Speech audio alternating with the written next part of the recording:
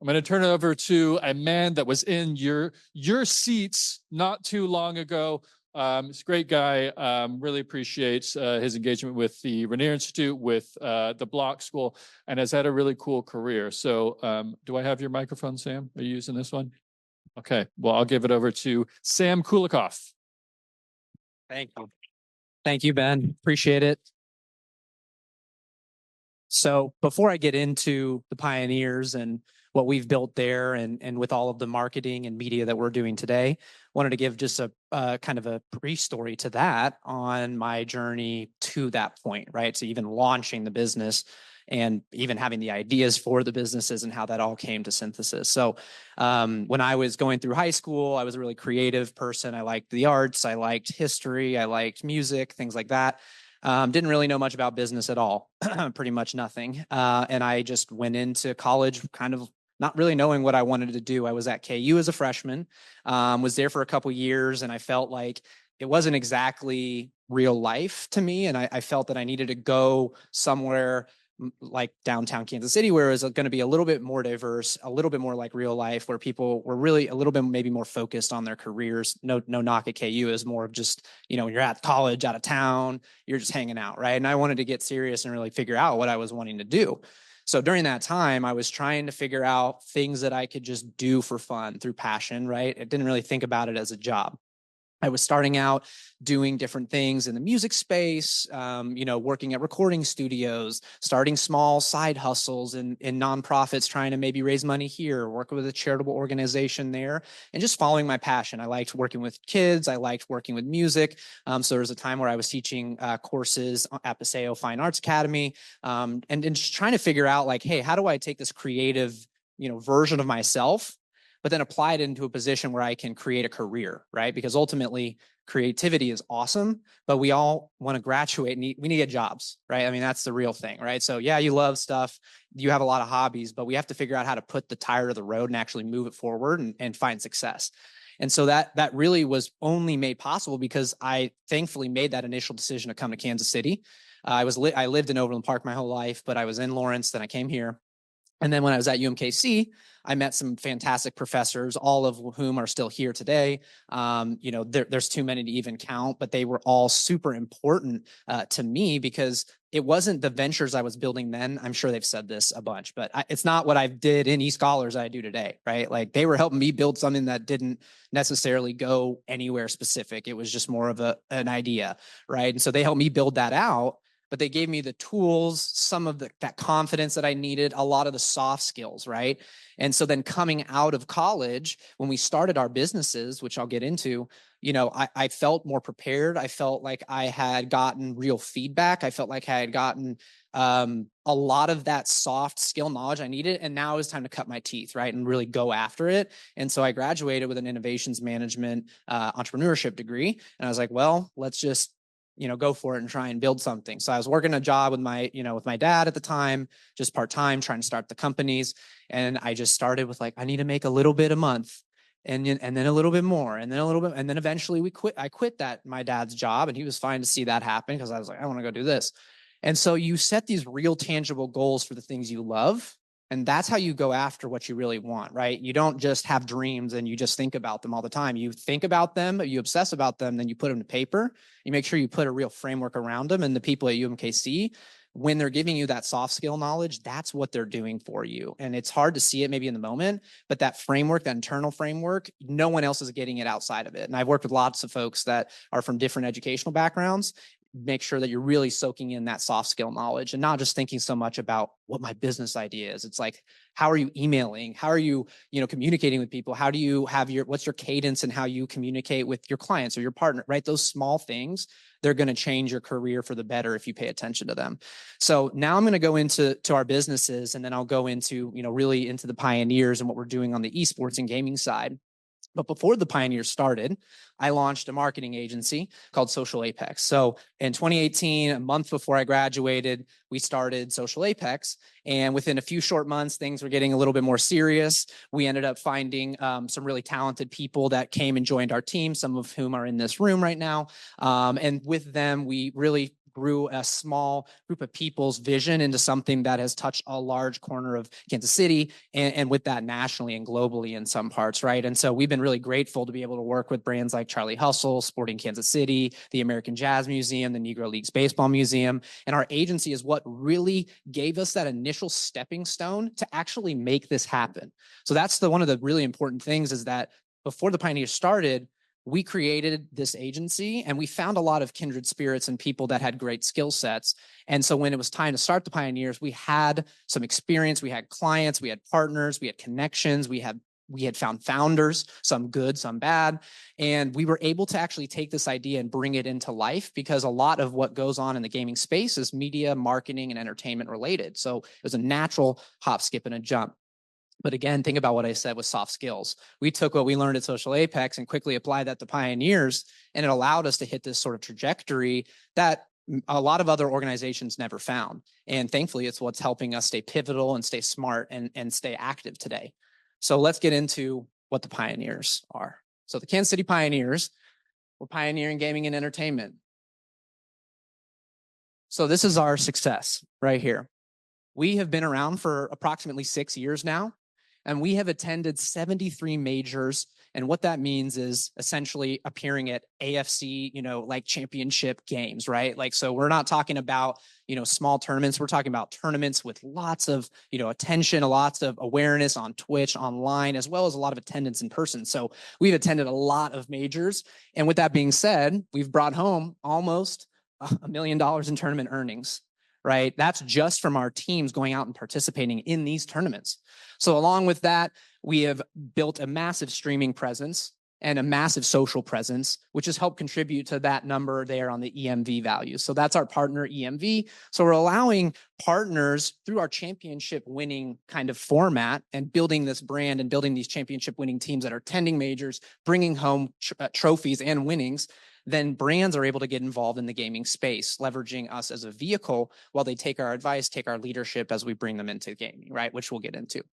So here's some images from Apex Legends. This is one of the biggest games in the world right now. We're in this right now, actually, one of the best teams in North America. They just played in Mannheim, Germany this past weekend for, I think it was 2 million, maybe 1. But as you can see, these are elaborate setups. These are not, kids in the basement playing Mario Kart, right? So what do we say about the Pioneers? Every day we say Kansas City founded and globally driven. So what does that mean?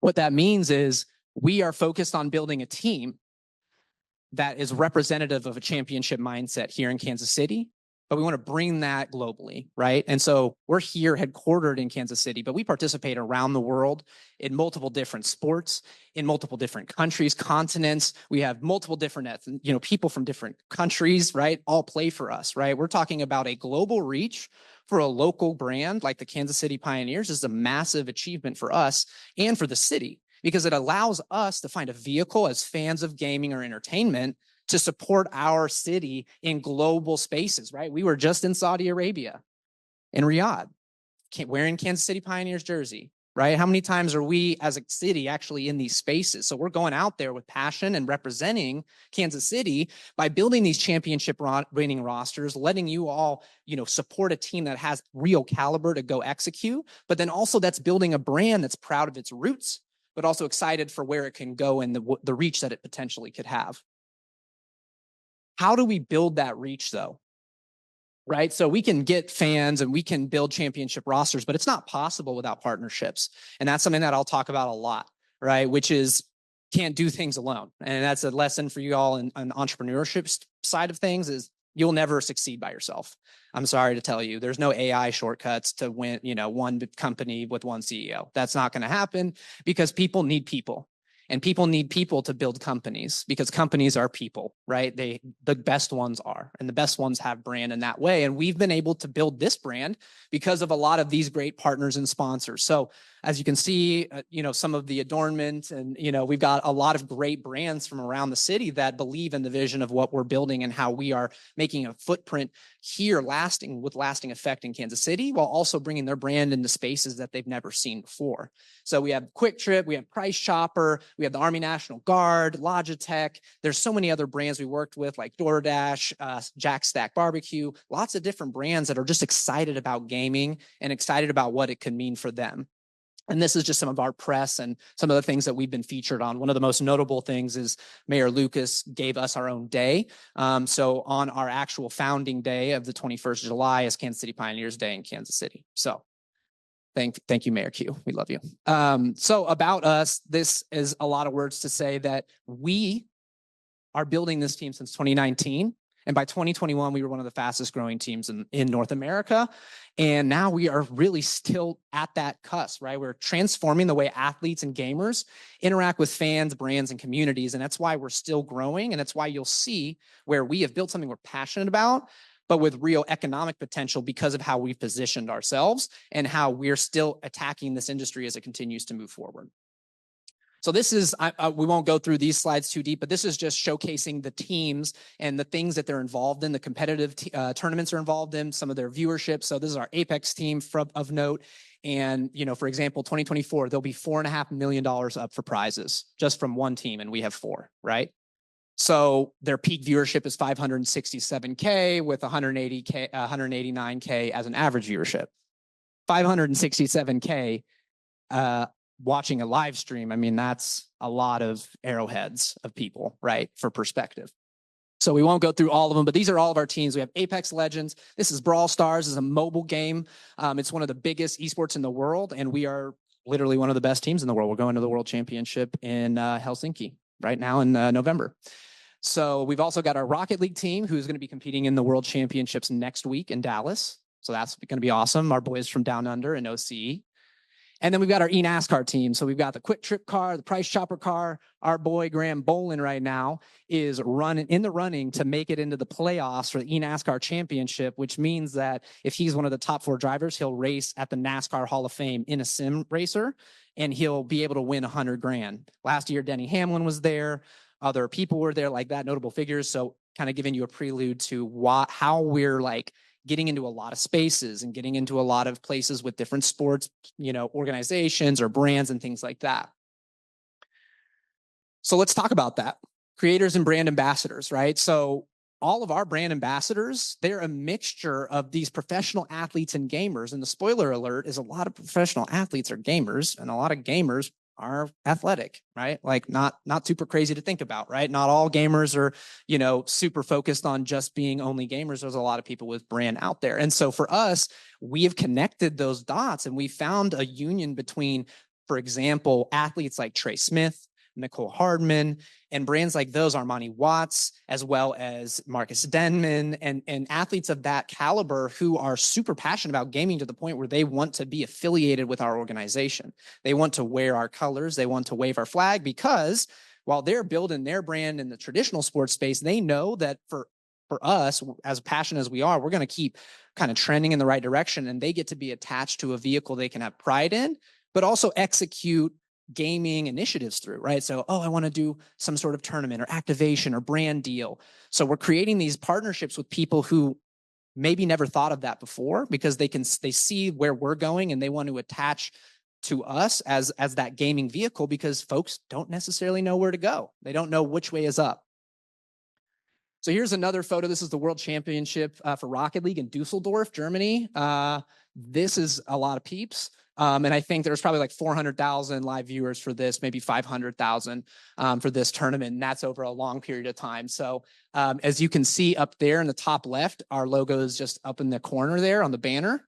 So we're up there with Team Falcons and K Corp and Space Station Gaming G2. These are brands that some of you may not know, but they make a lot of money and they win a lot of things. So it's a great company to be up there with them. Okay, so let's talk about why. So we talked about all the cool stuff and why you would want to do it, but let's talk about why it actually could work and why it is working and why this industry is growing. Well, it's because gamers are the now and next generation of consumers, point blank. Now, some teams, some brands, some orgs may not necessarily know the strategies to connect to them through that medium, but that doesn't mean that Gen Z is not And then the lower generations are not increasingly attaching themselves to gaming mediums, interactive storytelling formats. The best thing that I can use to describe it is storytelling is in our DNA. Story is how we have always transferred information from the days of, the old philosophy and Greece and all that stuff, right? It was always storytelling. Games are interactive stories. It's the best way I can put it is kids can learn, they can grow through these things, they're interactive by nature. And so that's what really allows them to, they play the game, then they're on their phone, checking out videos about the game, they're following their favorite streamer. It's this interactive nature, it's this peer-to-peer, this connectivity that's allowing them to connect deeper to these stories. And it allows for an even greater development of loyalty, pride, fandom building, right? So to back that up, here's viewership. So this is in billion, right? So 2023 got 701 billion total viewers, right? Our viewers there. And then that's esports enthusiasts, right? Sorry, that's 1 billion total. So 700 million. So the esports enthusiasts at the bottom. So what's important to notice right here, back from 2019 to 2020, 22, that esports enthusiast gap, that's all the folks that really love gaming, that play it all the time, that watch all the time. That segment is not necessarily growing super, super much year over year, although it is growing. What's more impressive is the casual gaming jump, right? So you can see the jump in 19 to 22. We all know what happened there with COVID. And then it's still steadily growing, but that's because it's becoming more mainstream. It's becoming adopted, right? We've got the Esports Olympics coming up. We've got all these different ways that it's becoming more mainstream. It's made to be more packaged. People are understanding it a little bit better, and that's going to cause more of an increase in viewership, right? We all maybe know an older folks in our family that maybe play Candy Crush. Well, if there's Candy Crush esports, well, then they might watch some esports, right? Who knows? That might be 10 years from now, but there might be there's farming simulator esports. There is every game that could ever happen or be, there is an esports for it, right? So the market's wide. So it's not a matter, like I said, people love gaming and they're going to love gaming and they will always love it because it's interactive stories and it's just about access. So if we keep opening the water to making sure people get more of it, we're going to continue to see this growth trajectory. So why now? Why now for the pioneers? No organization within 500 miles is building what we're building. And that's not hyperbole. That's not an exaggeration. There's no team at all within hundreds of miles of here. If we didn't exist, the closest teams would be in Texas, and then there would be some over closer to the East Coast. So if we don't build this here, going back to Kansas City, who do we have to support? We think gaming is not going to be a big thing in 10 years? No, let's not be dumb. We know it is, right? So we want Kansas City to have something that they can attach themselves to, have pride in, right? Imagine we didn't get a football team. How pissed would we be at ourselves right now? The Bears would have Pat. So we just need to think about those things, and it's difficult because we have to really build this vision now, knowing that this is coming for us in the future, but we do it every day because we love where we're from and we love Kansas City, if you couldn't tell. So we've removed the barrier to entry with publishers and people that we've worked with and our developers, right? So by working in all these games and fielding all these teams and participating in all these tournaments, we've built up an array of relationships. We've built up an array of communications and different types of partnerships that we're able to lean on and really leverage to grow because people have grown to know us, they've grown to trust us, and we're able to build things with them that are future forward thinking. So right now, we're looking at how that funnel is built through the high school varsity leagues and the collegiate system as well, right? And I was just talking, I was walking in here, I ran into the UMKC's esports coach, and he was like, hey, let's catch up. And I'm like, yeah, we just talked about this, which is, okay, cool, the pioneers are here, but there's high school gaming and collegiate gaming, and we need to keep broadening that pipeline so that pioneers could maybe one day recruit 3 Rocket League players from UMKC that went to Paseo, right? I mean, talk about a story here. Let's go win a Rocket League championship with a team of Kansas Cityans, right? Love all of our teams, right? Like Patrick's from Texas. He plays for the Chiefs. But if we can build a Kansas City bred team, of course we want to do that, right? So that high school funnel to college is important. And then traditional sports orgs and players, they want to scale through gaming. We just talked about that. So not only the players, but the teams. They want to get involved. They want to attach on because they don't necessarily know exactly what they want to do or exactly what they can do, but they know they want to do something, right? And so that's why, you know, brands like the Royals, Sporting Kansas City, Kansas Speedway, eNASCAR, we have worked with them on a lot of gaming initiatives because they're like, okay, yeah, we're sports, but you guys are esports. And we're like, yeah, but in that union and that connection point right there, we talked about this the other day, collaboration, in that union where you find that mutual benefit between two orgs, you find new solutions, right? So when you think and you come to the table and you figure out, how can we help you? How can we help each other? You find that perfect union. And we always say, or my partner always says, all ships rise with the tide, right? We want to create those environments. So lastly, brands want to target the gaming consumer. I mean, that's really obvious, right? Like you're not going to get even us. Some of you probably are not Gen Z and other, but like most of us, like we're not affected by the traditional advertising means. Like I'm not going to necessarily go on, you know, and it's not even about billboards. It's not even about that. It's like, you know, ads on your phone. You're easily suspicious of things on your phone. We're getting more suspicious of all those types of things. So finding authentic, grassroots, real vehicles to connect to people through storytelling, that is where we win. And that's where we win as a city. And that's where we win as a brand, right? So now we're going to go a little bit over just like the evidence that consumer brands are making their way into esports, right? So we've got Progressive, who did a naming rights deal for Immortals as a League of Legends team. Quick Trip, obviously doing a naming rights deal with the Pioneers here this past year for our eNASCAR and Rocket League team. So in Rocket League right now, you can drive a car in the game and it has the Pioneers logo on it and it has Quick Trip's logo on it. And almost 100 million people play that game every single month, right? So we're, again, bringing the Kansas City brand to the global market, right? So then we've got Cash App, we've got the General, we've got Verizon, Mobile One. As you can see, these are massive brands. I mean, you know, the evidence is there. Obviously, there are some brands not in it yet, but there are hundreds of brands that are already, or at least dipping their toe in, and there are hundreds of more brands that haven't even figured it out. So imagine, let's go back when I said the 10-year thing, imagine in a couple of years when, who knows, maybe Coca-Cola's like, we should put more into this. And then all of a sudden they host some sort of viewership thing. And then that money starts tipping in. All these brands figure out, oh, crud. And they just start dumping, right? That is something that is going to happen because we can see the writing on the wall, right? So here's where we're at right now. This is why the gaming part is so important. Okay. So why do we know that they're all going to start tipping and why they're starting to?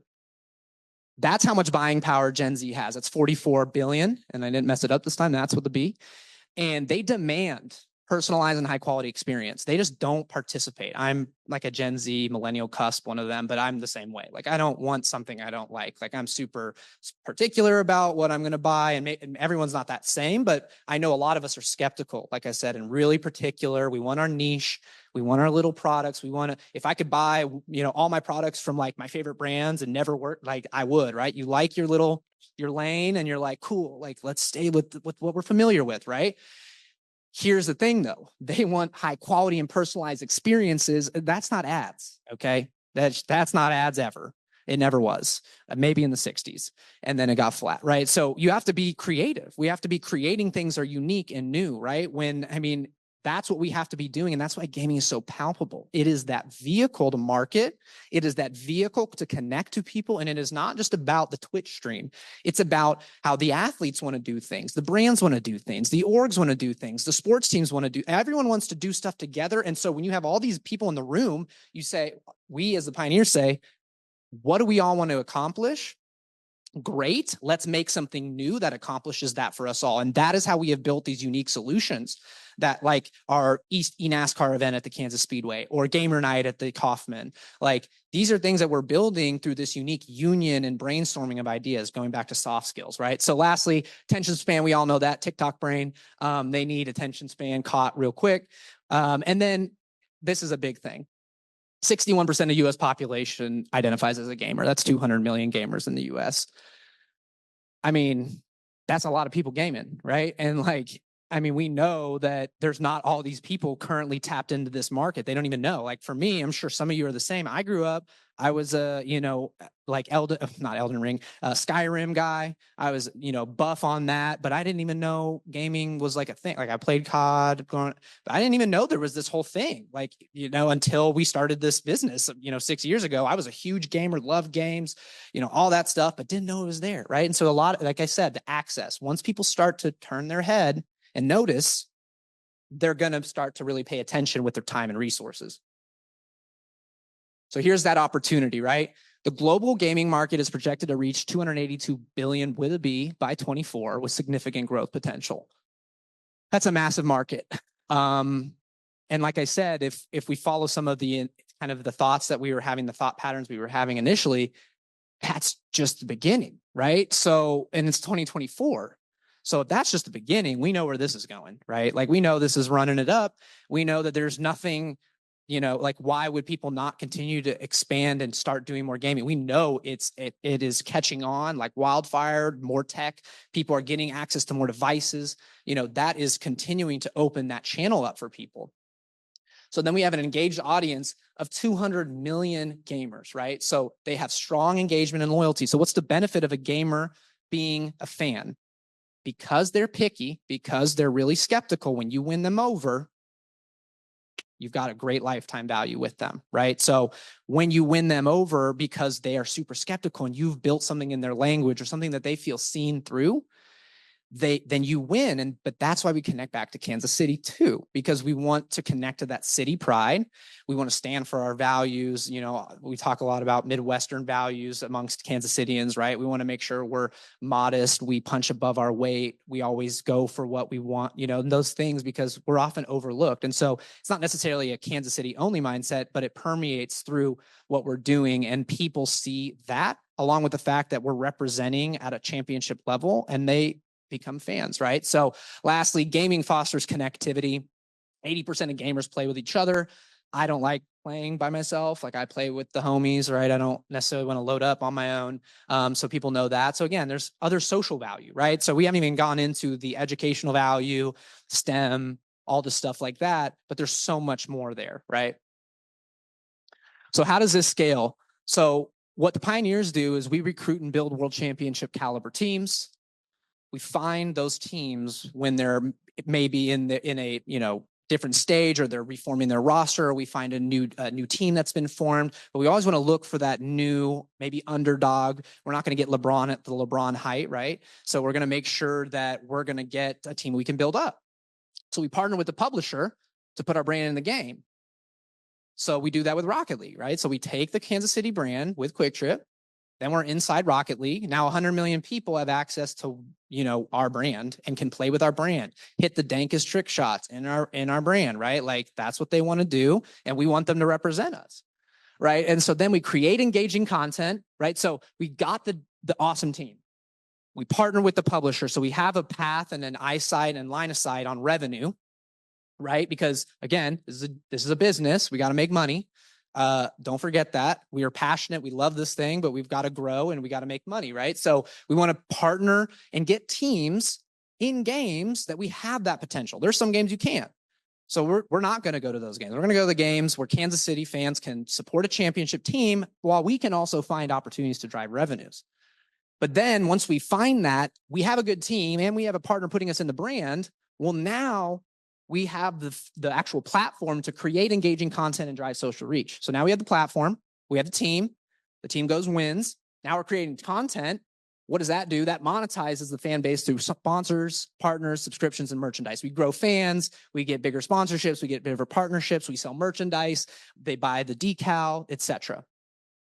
So you can see that's our flywheel, right? So we are a team. We are like if the Chiefs owned all the sports. Royals, baseball, soccer, football. The Pioneers have 4 teams now, but last year we had a different number in different sports. We can change all the time. Gaming is highly entrepreneurial. So everyone knows football is going to be here next year and probably going to be bigger and maybe a longer season. And it's not like that in gaming. Next year, Call of Duty could be crap. Next year, Call of Duty could be great. How do you know? Well, you got to be smart, got to be pivotal, got to be gritty, and you got to remember your Midwestern values, right? You got to remember that like people fly over us and don't know what we do and they don't care. And that's why we got to go get dubs and we got to win, right? Because like if we don't, no one's ever going to see anything else other than that. And we want to put this city on the map because not for the recognition. We're good on that. We've got plenty of that and we have a lot of pride. We need that stepping stone to blow this thing up so that Kansas City gets that notice that they realize what we have here. We are at the center of the country, fastest internet speeds in the country. We have some of the most diverse populations in the country. We have a lot of great reasons why Kansas City should be, a really hot spot for gaming. I mean, there's not really any tournaments here, but we could have that, right? And we're talking about jobs and all of those things. So that's why we're building it here and why we're building, and this is some of our demographic breakdown, but that's why we want to build it here. We want to make sure that we're building something Kansas City can get behind. So how do we activate with brands today? So I'm going to talk about on time. Cool. So what is my job at the Pioneers? I'm the chief marketing officer. It's obviously a little bit different than a CMO position at like Cerner or something of the sort. For me, a lot of what it comes down to is building the fan base, building an actual team, right? So marketing it, building the brand, making all the cool videos, making the photos, making the saucy graphics, all that good stuff. And I have an amazing team that helps me execute that. So that's a big part of it, building the brand and not thinking about KPIs. And that's hard. Like most CMOs probably don't necessarily do that. But as a starting sports team, I have to think, how do I build a connection to people? And for me, I think through the lens of community, think through the lens of authenticity. I think through the lens of like, you want to support good people and you want to support good people that are fighting for you. Similarly, like with Patrick, I keep going back to him because he's such a great example. You're like, thank God this dude's like, yes, he's a great guy. He's leading our city to championships and he's impacting the community. So you're like, whatever Pat's doing, wear a KC logo, bro. Like just keep rocking it. Take us wherever you're going. We want to be there with you. Right. And so for me, that's what I got to focus on. But as well as that, we have to think about how do we drive revenues through what we have built? Because without the revenues, there's no teams. And without the teams, there is no brand. So what we do is we sell an array of actual omni-channel assets. So as an esports team, we have digital and social in a way that other teams may not have, right? So we have physical assets, jerseys, hats, different merchandise, different signage, all those types of things at events, those banners that you had seen, digital branding, social media campaigns, custom content creation, team naming rights, in-game assets, event activations. It's a lot of different stuff, but it just goes back to what I said, that we just get together with brands that we like, that we respect, that we're inspired by, and we say, what do we want to get done here? What could be something cool that we could do? Because no fan is going to tap into something sponsored that's lame just to make money. So I'm like, that's not going to work anyways. So we don't even need to do that. Like I can guarantee you it's not going to work. Gamers are highly shrewd people about their marketing. So then we get to the day and we say, cool, now that's out the door. Let me and my team and my agency help you craft the right solution so that we can put you, like Quick Trip, for example. We put you in the game. We put you on the jersey. We put you on the merch capsules. You're in the videos, right? This omni-channel approach allows your brand to live in places it's never even touched that you don't even see, right? And that's a really beneficial asset for people. And we're not even talking yet about the actual data. The data is where it wins, right? Like I'm talking with a lot of confidence. That's because there's numbers, right? So you got to get your numbers. Shout out Larry June. So here's some of the assets we've got here, which is physical. Our Quick Trip jacket, our new champs jersey. This was Wyatt in our Quick Trip car when he won. He had his Quick Trip jacket. He won the very first race of the season. Here's some of our digital branding. This is like during streams, right? These guys, Gent and Deeds, these are two of our Apex players. These dudes together get like 1,000 live viewers on a Tuesday playing Apex at like 10 a.m. Like you're just playing a video game at 10 and they're grinding because they got big brands and they've been in the space for a long time. Social, so assets like that. Esports World Cup was in Riyadh. This is some of the ways that sponsorship assets come out, very similar to a traditional sports team, right? So for Quick Trip, though, we did naming rights. So we were one of the very few teams in the world that have done a naming rights deal at a successful level like this. And so that's really awesome to see because you can see right here, We've got Gentlemates, that's a French team. They're sponsored by Alpine, that's a naming rights deal. And then obviously Gen G Mobile One. You've got G2 Stride. Stride is another brand as well. And so those are big brands there that have those naming rights deals. Those are massive, massive companies, right? G2 is a massive brand. So for us to bring in Quick Trip to the Rocket League space, and then we're the Quick Trip pioneers next to Mobile One and Alpine, right? Like these are big, big brands. And we're like, Kansas City's coming on in, like we're right here. And there's not that many others that have these type of naming rights deals, but it's because we're building trust with our partners and we're showing them, look, we know maybe other people didn't do it, or maybe you've never seen this before, but I promise it's going to be dope. We want to create really fluid, unique ideas. Now here's in the game, right? So Price Chopper right here. Graham had to win the last race of the season. He had to win it to actually be in the chance to be in the playoffs to go to the NASCAR Hall of Fame I told you guys about. This dude won the last race possible in this Price Chopper Loves KC car. Again, how much evidence do you need to know? We love Kansas City, right? So Price Chopper, Quick Trip. Here's that Rocket League decal. Here's us in Copenhagen scoring on Elevate in our Rocket League decal. Shout out Fiber. And then here's some of our events, right? So we do a lot of events. So we've got Planet Comic-Con, we had Midwest Fest, we had the eNASCAR event, we've had a Logitech event with a lot of different people and basically the events as well. Not to dive in too deep to any of them in particular, but we've done stuff with the Royals, we've done stuff with, all those different brands like I talked about, eNASCAR as well. These are all just custom solutions we've built to just go have fun and try and connect to fans. Always with the mindset of like, we've got to, turn a profit. We've got to drive revenues, right? Of course. But we know we're going to do that better if we have fun and people like it. So let's all make the assumption like, cool, we all want to make money. Awesome. Let's actually make this good so it can scale and make money. Because if it's not cool and it's sports, people don't mess with it, right? Like it's got to be cool. And like you're doing an activation. So here's some of our traditional partnerships. So like I said, we've done stuff with sporting. We did, this is a big shout out to the Royals here. So actually 2022 Halo Kansas City, there was an event here and our team placed 6th in the world. But before that, we had a boot camp where we flew out FaZe and Optic and all these big teams. And they played in the Diamond Club at the Kaufman on the big screen. And we had a boot camp there with the biggest teams in the world. So they came there first to practice for the tournament, and then they went to the tournament. And then we had the biggest fan base there in Kansas City, and the casters and everyone was so surprised by all the support we had.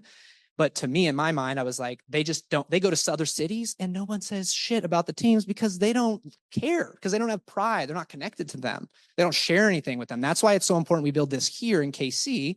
Because if we can win, we have something that a lot of them don't, a pride and a connection to our home and our community. That's really like, guys, I don't see it a lot around the world. Like we have something special here. Gamer Night at the K, we had Cooper Beebe. He's one of the new Pioneers members. He's a new center for the Dallas Cowboys, just drafted from, he lived in Olathe, growing up with one of our co-founders. So threw out the first pitch. Again, a union. We had an NFL player at a baseball game for Gamer Night.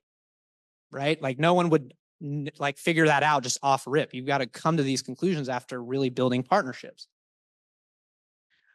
Okay, so I'm at the end. So right now, all this map really helps to show us is if we don't do this, we don't have anything. And we have to have something, maybe not for us, but for the kids below us, not the ones just gaming. The ones that want to go code, the ones that want to, build different projects in STEM and comp sci and technology. There's companies like SkillQuest and others that use gaming to teach coding, right? There's a lot of those companies in Kansas City being built right now to help a lot of our kids on the east side who don't have the proper access to even participate in this stuff. We have to break down those barriers. We have to make sure that we're building a brand in the Pioneers that organizations can say, okay, this is legit, cool. Now we should make sure all the kids have the right Wi-Fi and the right access because it could be a job. And that's all this, schools and stuff really need to then justify. We need to build that up. So if people see us continuing to win, continuing to get acknowledgement from Mayor Lucas and building fans, they're going to say, cool. And then we're going to try and use that influence as much as I possibly can We do a lot of work with Boys and Girls Club, teaching classes, but we're still at that beginning stages of trying to impact our community and first try and do as much as we can to break that either educational barrier at the minimum. At the maximum, we want to break the actual access barrier itself. We can't do that if we're not if we're going out and winning, right? Like we got to go win. We got to build this brand. We got to build an influence so that we can shake our weight around in the room and actually make a difference. A big thank you to, Boys and Girls Club. They're the only reason we've really been able to do a lot, because they've been able to give us a path to help kids and create courses and create training facilities and things like that. And so for us, it's bigger than just a business. But at the same time, it is a business. And that's why, UMKC is so important, because you are right now leveraged in a really unique metropolitan area. We have not yet been entirely disrupted. We have still a lot of ways to go. There's a lot of other cities that are sleeping on us. We know that something's coming. So this is the right place and the right time for you. And all you have to do is make sure that you're thinking about two things.